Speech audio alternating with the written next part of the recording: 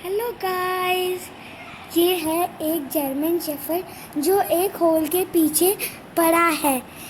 और ये बहुत अच्छा जर्मन शेफर्ड है। और देखिए आप कि ये कितना क्यूट है। और ये बहुत ही अच्छा जर्मन शेफर्ड है।